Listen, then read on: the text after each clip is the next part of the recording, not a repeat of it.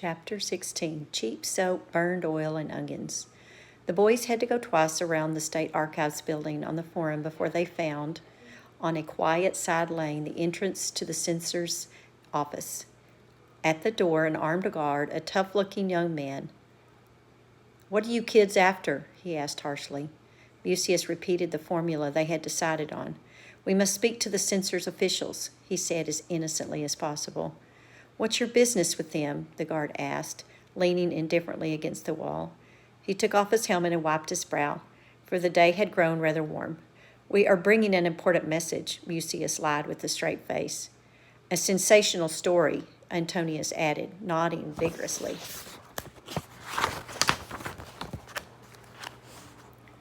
"Do you have credentials?" the guard asked, plunking his helmet on his head. "We don't need any," Mucius said. "The story is about us." "Then go to the devil," the guard said without interest. The boys retreated to a shady corner under the colonnades of the State Archives building, where they could keep an eye on the guard. Their plan had fallen flat. By all their calculations, the guard should have admitted them when they claimed to have some important news. Now they would have to think up something else. Cassius, whom they had taken along on a probation basis, suggested pushing the guard aside and running into the building. "If you don't care to try it, I'll do it by myself," he said, throwing fierce looks at the brawny fellow lounging in the doorway. "You think you're Hercules," Publius scoffed. "No violence," Mucius said. "That would spoil everything. We must use our heads." Julius nodded. "Let's tell him the truth," he proposed, rubbing his nose thoughtfully. "You do that," Mucius decided. They approached the entrance again. The guard had sat down on the base of the column and was lovingly polishing his sword, which already gleamed like a metal mirror in the sunlight.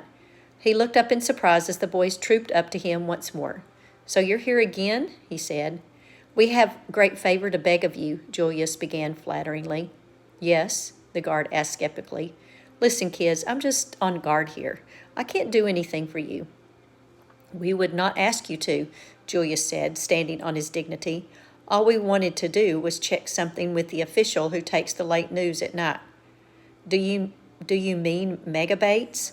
the guard asked. "Yes, he's the one we mean," Publius grinned. "A Greek, isn't he?" Publius asked quickly. He recognized Megabates as a Greek name. "Can we see him?" Julius asked. "Megabates isn't around yet," the guard replied. "He's on night duty, so he gets his sleep in the morning." "He doesn't live far from here, does he?" Julius asked at hazard. "If you know him so well, you must know his address too," the guard said slyly. "Of course we know his address," Antonius burst out. "It just slipped our minds. Sometimes we almost forget where our school is." The guard laughed. He liked the boys. It wasn't too long ago since he himself had played hooky from school on a patrician street right in front of the suburbia, he said. But now, clear out of here," he roared good-naturedly, and he jokingly raised his sword.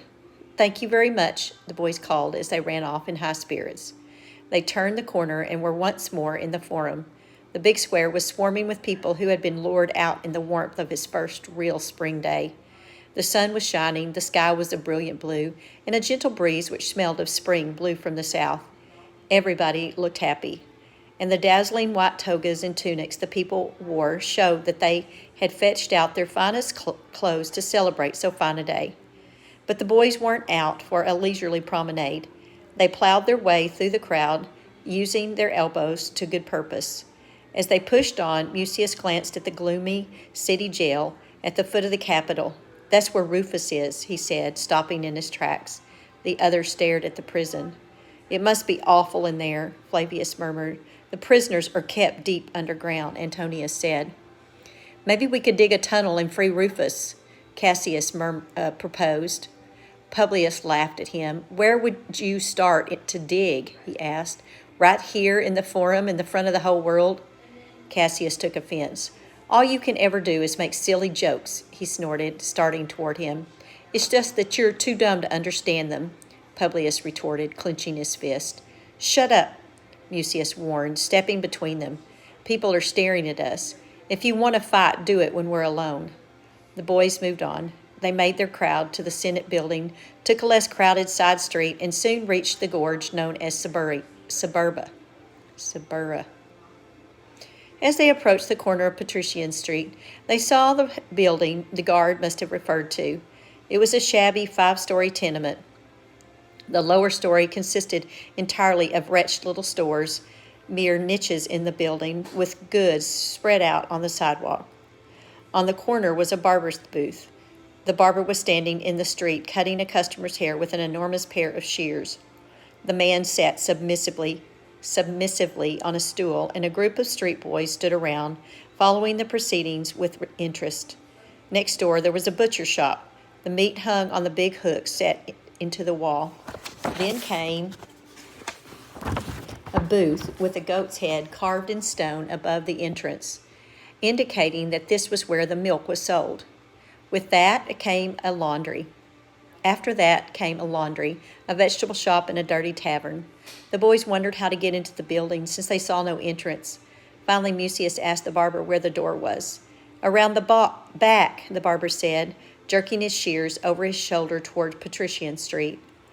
At the corner of the building, the boys struck a narrow, well-trodden path, evidently much used by the rightful inhabitants of the place. This path led into the backyard, and from there the tenement did not look quite so ugly as from the front. Along all the stories ran roofed galleries from which, at intervals, tiny open balconies projected. Assorted potted plants set forth vines and greenery which jutted and trailed over the railings of the balconies. Wooden steps led from the yard up to the galleries. The yard itself was paved with large flagstones, and there was a fountain in the center of it. Off to one side, 3 small girls were jumping rope. They stopped playing when the well-dressed boys came in and gaped in wonder. The boys strolled toward the building and took the staircase, whose steps were worn smooth by much traffic. "I'll bet nothing but criminals live here," Antonius said. "You're letting your imagination run away again," Julius said. "This is the kind of place where craftsmen, shopkeepers, and freed slaves live. The majority of them are Greeks and Arabs. They are not criminals." This was the first time the boys had ever entered a tenement house, and they felt like explorers. On the lowest gallery, they stopped in confusion. A number of doorways covered only by curtains led to the interior of the building.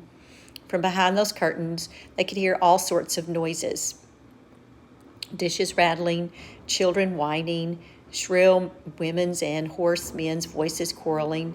Dogs were barking, and somewhere a young man was crooning a sentimental song. There was a smell of cheap soap, burned oil, and onions. "I feel sick to my stomach," Flavius murmured. "No backing down now," Mucius said. "We'll never find megabates in this hive," Flavius said. "We'll have to ask," Mucius said, and boldly pulled aside the nearest curtain. They found themselves looking into a tiny kitchen. A sturdy woman was standing over a steaming trough, scrubbing clothes on a wooden board. She looked up, her face flushed with heat and annoyance, and shouted, "Get out of here, you rascals!" The boys hastily withdrew. A little old man, clad in rags, came along a gallery toward them, walking unsteadily. The boys approached them. "Where does Megabates live?" they asked. The old man chuckled and started to babble at great length. The boys did not understand so much as a syllable of his speech. He smelled strongly of wine, which made them uneasy, but he seemed eager to be of help, so he went on chattering and pointing upward with a dirty finger. "I guess Megabates lives further up," Mucius said to his friends. "But where?" Publius asked. "On the roof?" "Wait, I have an idea," Julius said, turning to Publius. "Do any of you happen to have a charcoal pencil with you?" "I do," said Publius, producing one from the pocket of his tunic. Julius took possession of the pencil and went over to the wall, calling, "Hey, you," to the old man. The man looked at him with a vacant smile. Julius waved the pencil in the air to hold the old fellow's attention, and then he drew on the wall a staircase and after it put a large question mark. The old man realized what Julius wanted, took the pencil from him, and made 5 long dashes beside the question mark. Under these he placed 3 small dashes, and then he pocketed the pencil and reeled off down the stairs. The boys saw him staggering across the yard, heading for the tavern. "My pencil!" Publius protested. "Let him keep the pencil," Mucius said. "The old boy has done us a service." "How come?" Julius wanted to know. "What are those marks supposed to be?" The others laughed at his slowness.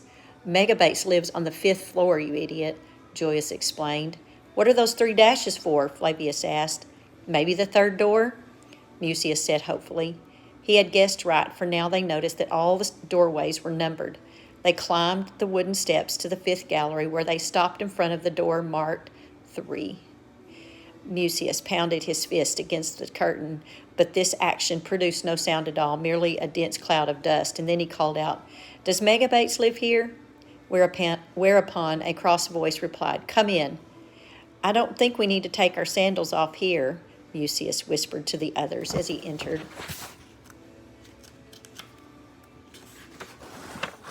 Apparently, the newspaperman's job was not very highly paid. Megabates' apartment consisted of a single, poorly furnished, windowless room. In one corner was a small open fireplace in which a fire was burning. In the other corner, a straw pallet lay on the floor, probably the bed. Along the walls were nails which hung clothing and blankets. Megabates was seated at the table with a steaming bowl of peas and sausage, which he was eating slowly. Beside the bowl lay a large piece of bread and a broad-bladed dagger-like knife. The censor's official was a rather pinched-looking elderly man whose pointed gray beard reminded the boys of Xanthopus. He went right on with his meal. Finally, he growled with a full mouth. Who are you? Are you Megabates? Mucius asked. What do you want? We have something very important to discuss with you, Mucius said. I am Megabates, but I can't discuss anything now. Megabates growled, completely absorbed in the peas and sausage. Forgive us for disturbing you, but we are in a great hurry, Mucius apologized. I'm in a hurry too, Megabates said. I must get to my office. Come back tomorrow. This seemed to settle the affair as far as he was concerned, for with his fingers he lifted another chunk of sausage in his mouth. Mucius did not give up. We only wanted to know whether you received the news reports night before last at the censor's office, he said. I did, Megabates said indistinctly, his mouth full. What concern is it of yours? We should like to know who the courier was who brought the item about the desecration of the temple, Mucius said. That's confidential information, Megabates said curtly. He sharpened the knife on the edge of the bowl and cut himself a thick slice of bread.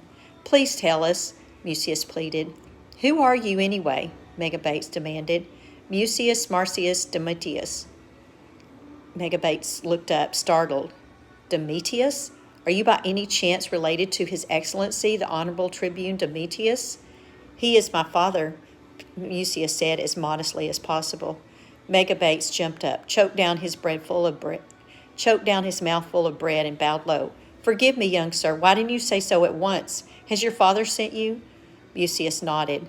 A lie at a time like this didn't really count. After all, his friend's life was at stake. My father is Senator Vinicius, Cassius blurted out. Megabates bowed to him also. Of course, he stammered, confused. Any information which is in my power to give, he agreed eagerly. Let me think, night before last. The report on the desecration temple. Ah, yes, I remember now. The courier came rather late, around the 4th hour of the night. The boys threw significant glances at one another. Xanthopus had guessed correctly. He brought a sealed letter, Megabates continued, with the words very urgent on the outside. I opened the letter and found the report on the desecration of the temple.